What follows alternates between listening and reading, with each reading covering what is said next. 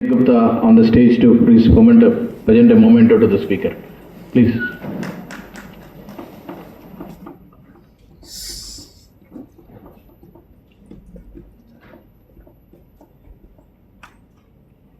Mr. Vinayak Gupta is representing Suno Maritime, and Mr. Mahalik is principal of Sri Chakra Maritime College.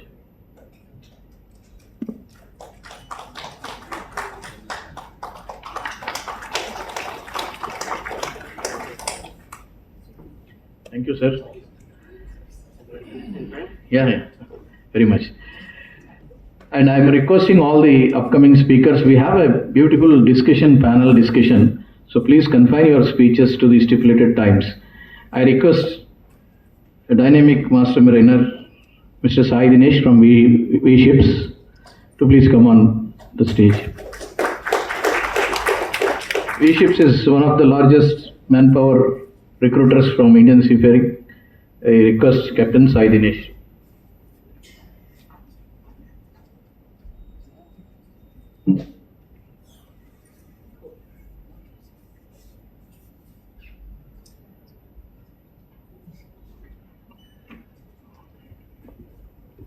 Yeah, good evening to the members of International Maritime Federation, Forward Seafarers Union of India, dignitaries, my fellow seafarers, and everyone here who trains, recruits, and employs them.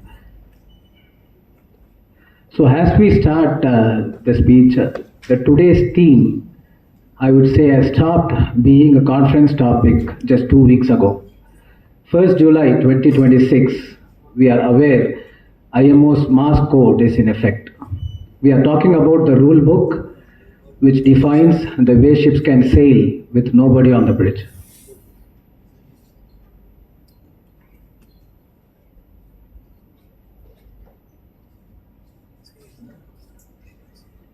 Okay, let me put 4 numbers. The world fleet today is short of 90,000 seafarers.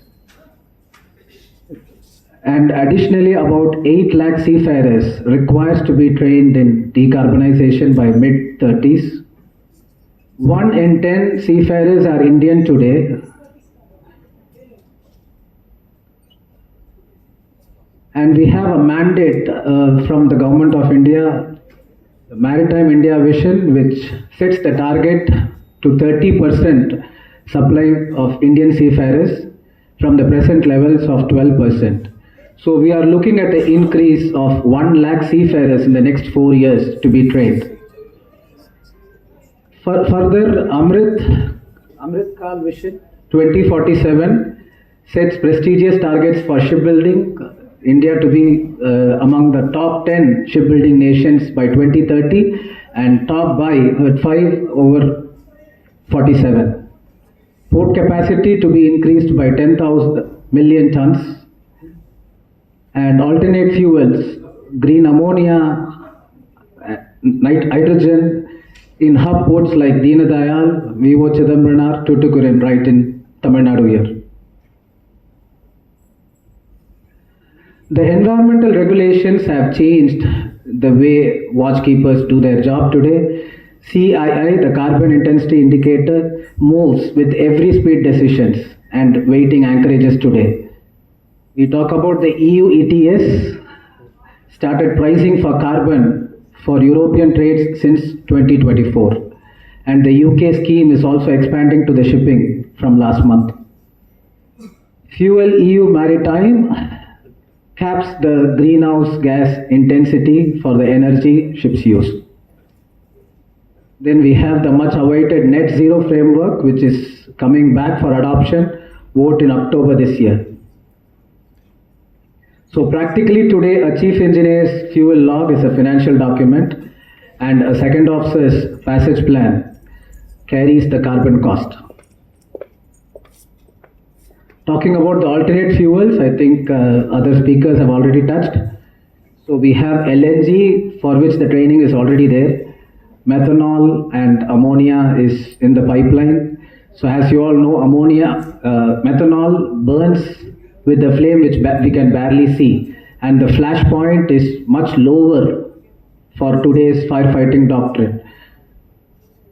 Ammonia, on the other hand, is poisonous before it burns, and the core competency should focus on gas detection, personal protective equipment, and the medical response.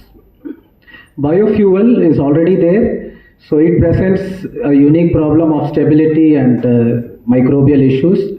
And we also have battery hybrids, which has its own firefighting problems, which we have been hearing.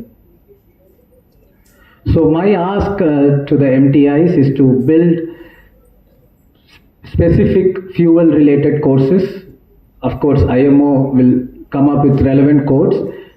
And once we have that, we have the tonnage on our Indian articles. Before that, if we are ready with the training, we are better advantaged. On AI front, let me be practical. We already have systems in place, weather routing, performance monitoring, and predictive maintenance, lookout support, and so on. But the new competence, the digital literacy, and barely our syllabus is also yet to touch is the automation bias. So that is the new complacency we all face on the bridge, yeah, over information, and we should start learning to distrust the screens. So we had been teaching our cadets ever since not to rely on a single position source. So it is the same discipline, but on a digital scale. I started with the autonomous shipping, so it is already there. MSc 111 adopted in May and is in effect now. December MSc 112 sets a framework for a 3-year experience building phase. 2028 we will have the mandatory mass code which is being developed, and 2030 will be its adoption, and 2032 it's expected to be in force. So ECDIS, ladies and gentlemen, it took a decade to be fleet-wide, but this runway seems to be much shorter. So the mass shifts the seafarer's domain ashore. We are talking about remote master in a shore-based control center who will be responsible for a ship over the horizon. STCW is in the process of developing competencies for these shore-based roles. So, as an Indian maritime, if we can make this as a, then we can export these skills, then we can import in 2031. 3 technologies drive these autonomous shipping. One is the auto docking, which is already there in many ports. There are experiments and commercial providers, Wärtsilä Smart Dock, Kongsberg suits, which berth vessels off hands using GPS, LIDAR, and live hull force modeling. Remote control operations, Masterly is a joint venture between Kongsberg and Wilhelmsen. So they already run shore hubs which can stream live sensor data and video feeds. And low Earth orbit satellites today has made communication much lower bandwidth cost. So all these are going to be a certificate competency before it is a technology. So it is high time we should capitalize on these areas. Which brings me to the comprehensive review of STCW. So we have a review by the IMO HTW, Human Element Training Watchkeeping Wing. They have highlighted over 400 competency gaps. So these skills are immersive learning, AR, VR, mixed realities, simulator-based assessments, 21st century skills like communication, information management, workload management, and we also talk about the human elements, mental health, psychological safety, harassment, diversity, and we have the increasing participation of women at sea. So every gap on this list is a competency, a course, assessment that can be developed. before it is even a regulation. Yeah. So lastly, I would like to touch upon the commercial pressure for a ship management or broking house. So it is always there, whether it is a lay time or a demurrage, ETS exposure or charter's expectation. The master is being called on V hours. Even I have been part of these calls. So it is the affluency of the commercial charter party clauses which should be built as case study and presented in pre-C and mainly the COC preparation courses. So 6 things to work starting from this quarter. Embed digital competence in every syllabus as much possible to increase the data literacy. Invest in the simulators. We spoke about ammonia and methanol bunkering. AI overlay bridges. We are talking about remote consoles. Next generation training technology. Virtual reality and simulator based assessments. Digital twins. Commercial modules, we spoke about voyage economics. And for the RPSLs, structured mentoring to assess and have a structured training on board ships. And lastly, recruit seafarers for adaptability, retain them with well-being and visible progression. So I'll conclude my speech. So as I said, the ships of 2032 are already on order. We are looking at technology heavy dual fuel sensors and automated ships.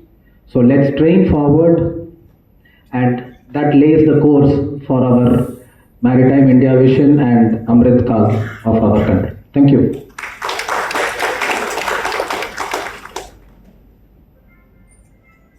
Thank you, Captain.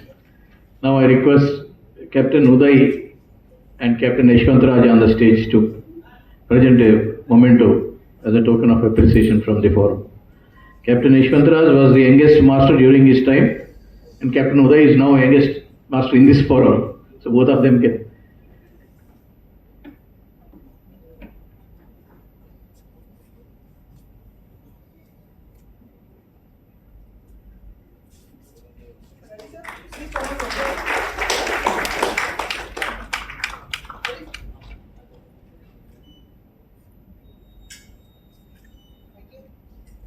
Thank you.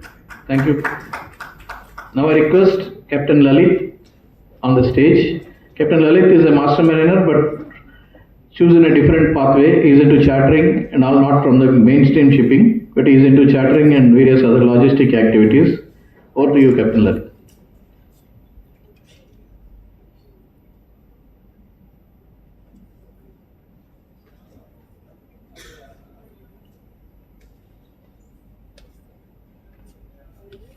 Good evening, distinguished members of IMF, FSUI, respected colleagues from RPSL community, leaders of Maritime Training Institutes, friends from across the wider maritime sector. It is a privilege to address you today in Chennai on a subject that is not merely important but decisive for India's maritime future, building a future-ready maritime workforce. My central proposition is simple. India already possesses extraordinary human potential, but potential alone does not secure global leadership. Potential must be shaped, disciplined, modernized, and defended. That is why the role of RPSLs and Maritime Training Institute is now far greater than administration, compliance, or placement.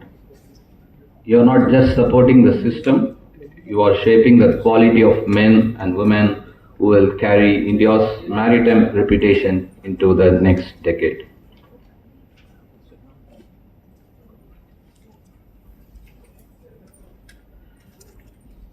I want to speak plainly about where we stand, what the world now demands, where we are falling short, and what we must do together to ensure that Indian seafaring remains not just relevant, but preferred.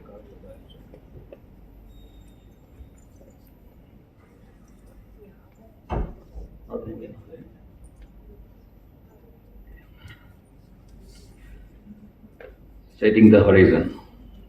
Let us begin. With truth, we should say with confidence, the Indian seafarers is the finest raw material in the global maritime industry. That is our strength, that is our inheritance, and that is our opportunity.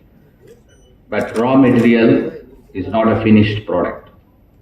Natural ability, ambition, discipline, and adaptability are invaluable, but they do not automatically produce premium officers. That transformation requires shaping institutions, it requires selection discipline, it requires training depth, and it requires professional ecosystem that refuses mediocrity. This is the real mission of RPSL and Maritime Training Institutes gathered here today to convert raw material seafaring potential into a world-class, trusted, commercially valuable shipboard leaderships. So the pressure before us are threefold. First, quality curation, reputation, defense, and commercially superiority. That is our reason, not volume alone, not compliance alone, but trusted excellence. The ship of 2030 versus classroom of today. The ship of 2030 is arriving faster than many classrooms are adapting. At sea, alternative fuels are no longer theoretical. Ammonia, methanol, hydrogen, and LNG are already shaping vessel investment and bunker decision. Cyber risk is no longer an IT issue ashore. It is live operational issue on board. And today's vessels are increasingly connected, monitored, and judged through real-time data flows. There is still too much STCW compliance bias, where the minimum standard is treated as a goal rather than the starting point. There is too much dependence on legacy curricula built around yesterday's propulsion logic and yesterday's operating assumptions. And there is too much siloed training where technical training is disconnected from commercial awareness, legal consequence, and human resilience. Are we training for the ship of 2005 or ship of 2030? If we do not answer that honestly, the market will answer it for us.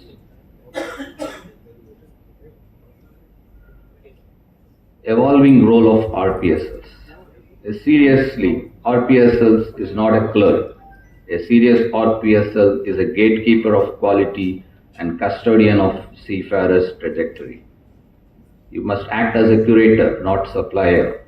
Every CV forward into the global market carries the reputation of Indian seafaring with it. One weak officer placed abroad does not remain an individual failure. It becomes a reputational cost paid by many others. You must become a career architect. The job is not merely to place a candidate on the next contract. The job is to think in 10-year trajectory, sea time, progression, specialization, competency layering, and long-term employability. You are a welfare guardian. DG shipping tightening norms must be treated not as inconvenience, but as a moral backbone of the profession. RPSL overall, they should serve as a market intelligence hubs. You sit at the intersection of supply and demand. You hear what owners want, what managers reject, what skill the market rewards, where competency gaps are widening. That intelligence must go back to the training ecosystem without delay. Modern RPSL must go far beyond manning. They must protect both standards and futures. The future ready MTI. If the RPSL is the gatekeeper, then the Maritime Training Institute is the forge. The message here is equally clear.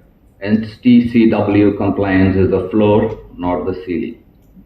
A future ready MTI must produce more than the certificate holder. It must produce officers who can operate commercially aware, digitally fluent, legally conscious, and psychologically resilient professionals.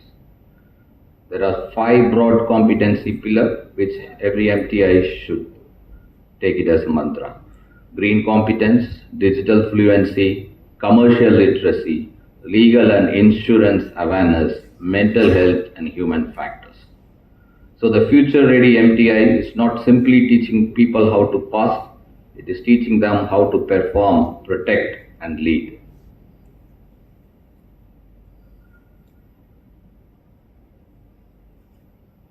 Since the paucity of time, I skip 2 slides.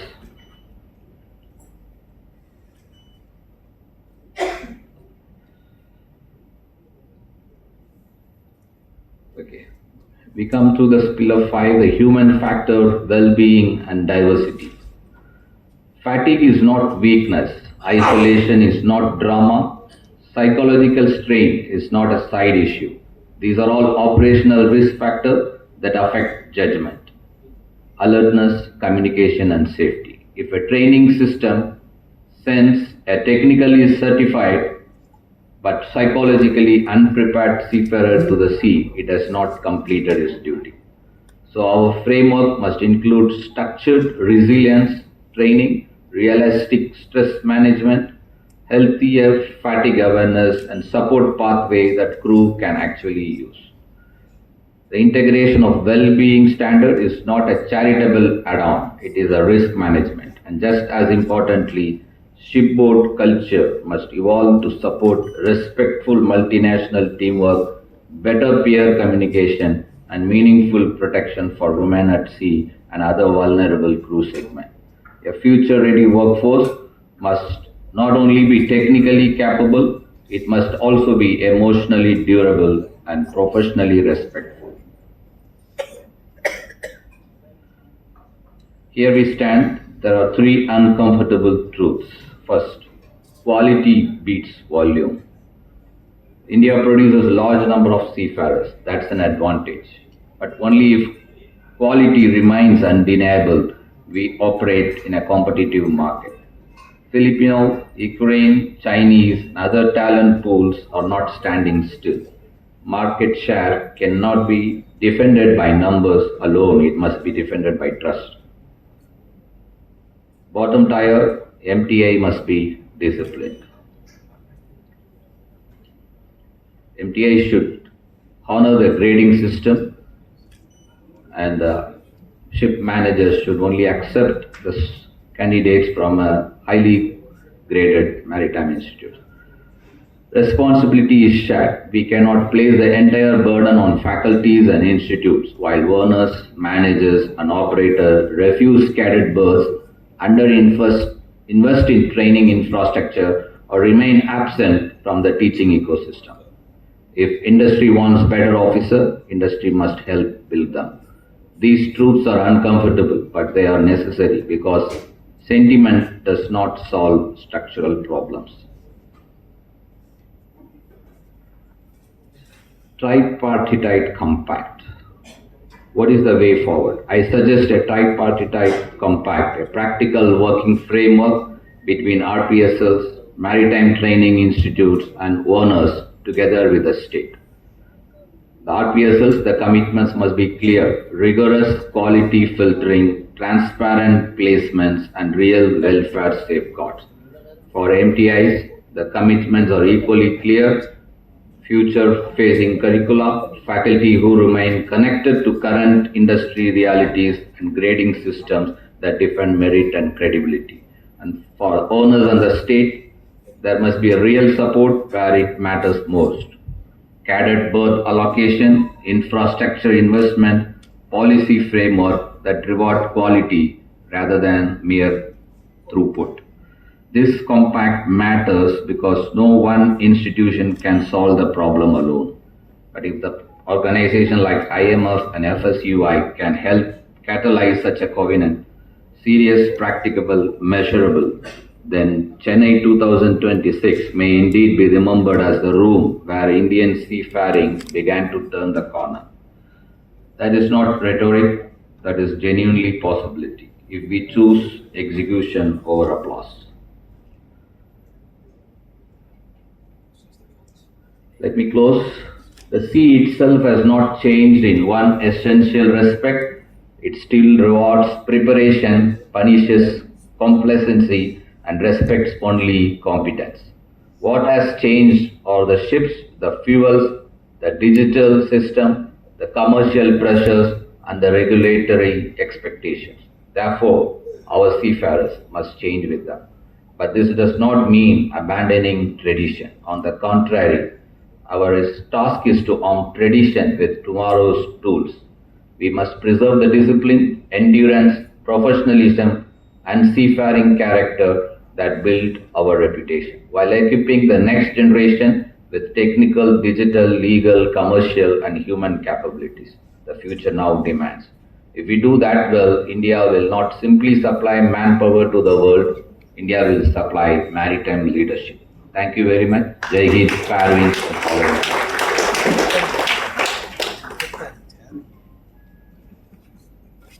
Thank you, Captain Lalit, for your wonderful presentation. I request Arati Narayanan and Ilam Adivanan, Principal of Ahmed City College, please come on the stage to present a memento as a token of appreciation to Captain Lalit Kumar.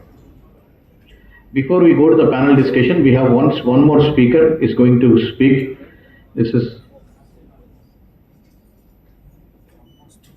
Captain Lalit Kumar was nominated from ICS, so we are all thankful to Arati Narayanan for nominating Captain Lalit. Sir, please come center, sir.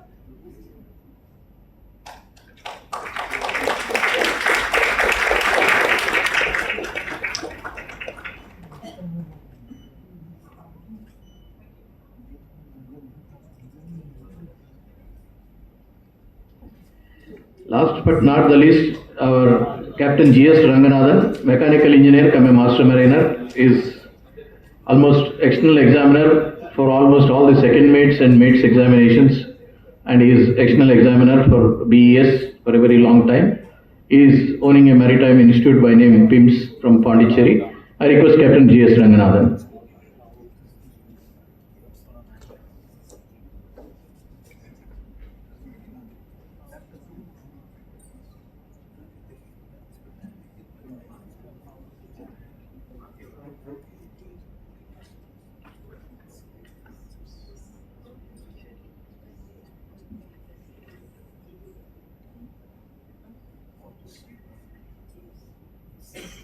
Good evening, ladies and gentlemen, the dignitaries, those who are present here, RPSL and Maritime Institute, people, those who are present here. Actually, about 2 days back, I was discussing in MMD with Captain I.V. Ramakrishna. So he was just telling about this forum, and I was just showing one piece of a sentence. So he said, the topic is building a future-ready maritime workforce. So I was just showing a line. He said, whatever you are showing is well within the requirement, and why can't you speak on the day? I obliged to him, and that is why I am in front of you today. I thank whoever, ITF and all other people, for giving you an opportunity to talk here. First thing, what I am trying to do is the Maritime India Vision 2030, everybody were talking about, so that the global vision of our Prime Minister Viksit Bharat 2047, this 100 years of our independence. Unless the maritime force is there, that is the seafarers are there, world will not move. It has proved about 3 months back. Even now we are suffering. I think we are not getting some of the commodities, prices are going up, LPG shortage at some places. For anything and everything you require seafarers. Now how the seafarers will be available, that it has to come through at the moment, it has to come through the Maritime Training Institute. And India requires, the earlier speakers, they have said, in the alternative fuel supply demand and green vision, everything around 4.5 lakh trained people are required by 2030. How are you going to achieve? We have to improve the PM's vision of 12% to 20%. For that, few lakh seafarers are required. So these few lakhs, how are you going to get? Is all through the MTIs at the moment, that is Maritime Training Institute. So what I am trying to, I am coming to the topic now. There is an open CDC system which DGS is abolishing this month end. From 1st of August it is not available. So my argument is to support the continuation of the open CDC system. Whether it is right or wrong, that is a debatable question. Why I am supporting it is the topic which I am going to talk to you in front of you. First, the open CDC is issued to the students 10th passed, the minimum qualification, maybe 12th, maybe some graduates, ITIs, and many other people. When you go back around 40 years back, people, that is the seafarers now, many master mariners, those who have passed 8th standard and 10th standard, have joined sea directly, no STCW courses, nothing. They became successful master mariners. Maybe engineering stream also followed, following a training or whatever it is. When that is possible, why to abolish this system? Is my question. Even I am an example for that. Yep, I am from a very rural background. I am born in Palakkad, but I am brought up in a place called Shankari, India Cements Limited, where your Chennai Super Kings owner, now he is no more holding that. There it is a very small town where I studied 1st standard to 10th standard in Tamil medium. Many might have studied in their own language. I started my sea career in the year 1988-89 with Shipping Corporation of India. They offered through a open advertisement, and I joined free of cost. If some amount would have been there, I may not be standing in front of you as a master mariner, and so many other things are there. I am an external examiner, blah blah blah blah. Not only me, I was the initial batches of ACI. I am a BE mechanical graduate. There are after that around 20-30 TNO batches running around to so many thousands of master mariners, and of course the chief engineers were there because of that. All were possible because an opportunity was provided at the time, way back 30-35 years back. Why do you want to stop that? Is my question. Again, comparing that 8th to 10th path students have become master mariners. Now 10th and 12th students, slightly above that. So why can't you give an opportunity to become a sailor, seafarer? When you have got a requirement of around 4.5 lakhs and you have to increase the percentage from 12 to 20%, as per the Maritime India vision, why can't you do that? So, not only that, it doesn't end there. See, you know very well that obtaining a CDC nowadays it costs maybe around 10,000, 15,000 rupees. It's not a big task at all. Okay, I agree that abandonment of seafarers are there due to various reasons for that.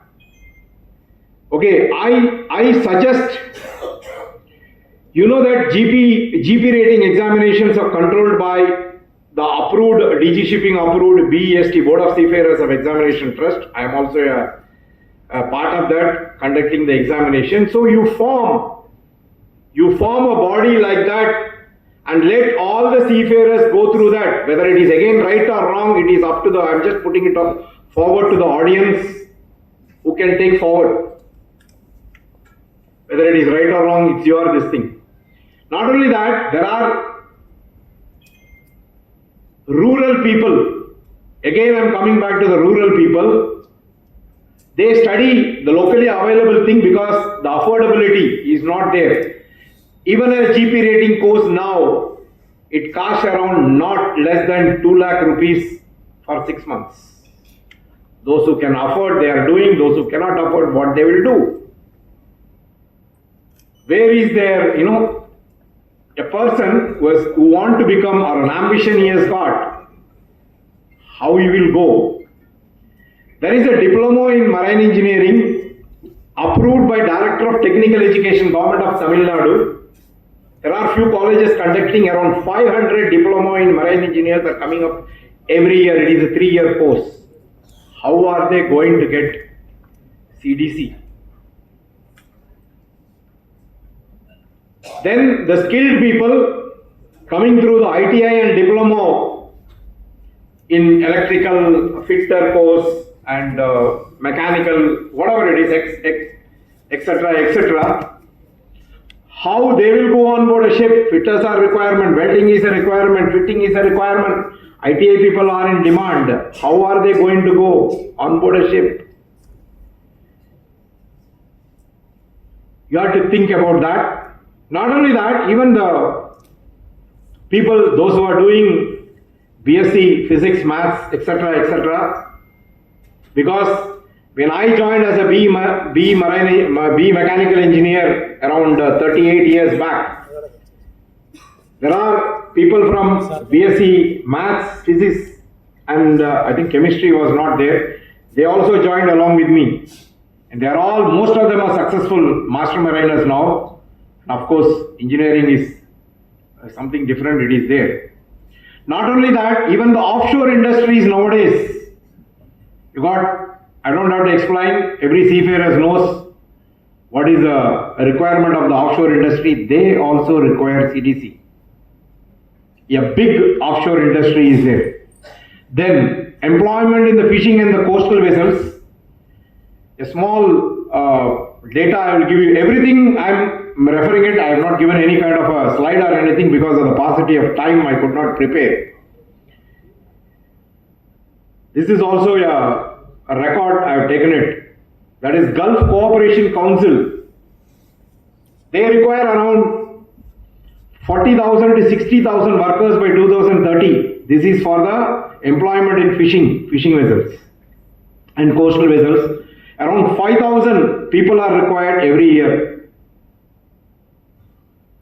And of course, the coastal is different. One of my friends from Kerala, he is also a master. He said that I will give a data. Unfortunately, he did not give me. And I have received few emails from the people, those who are over age, that is more than 28 years of age. They wanted to join shipping. How they will come? Because the DC shipping doesn't permit more than 38 years, if I am not wrong. By continuing this open CDC system, not only that, the foreign currency, what they will do, if you cannot do it, he will get a CDC from Panama, he will get a Honduras, etc., etc., he will go. So our Indian money is going, the foreign flow is going abroad, which we can restrict it by doing this. So, what I request the ITF, FUSI, NUC and others, please take this forward if you can, so that this will continue. Because ample of opportunities are there. That is what I am trying to tell.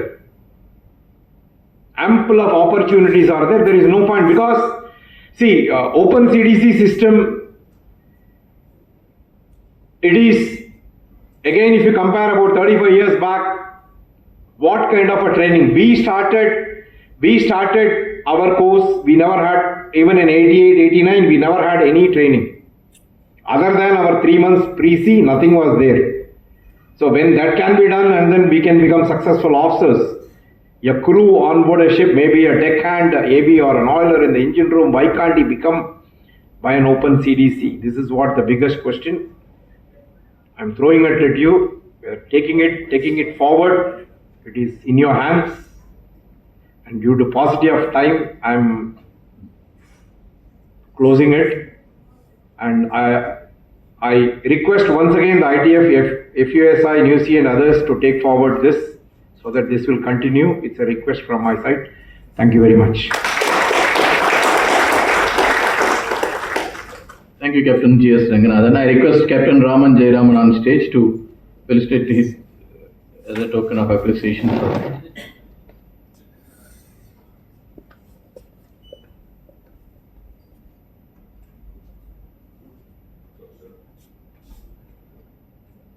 Ready, sir?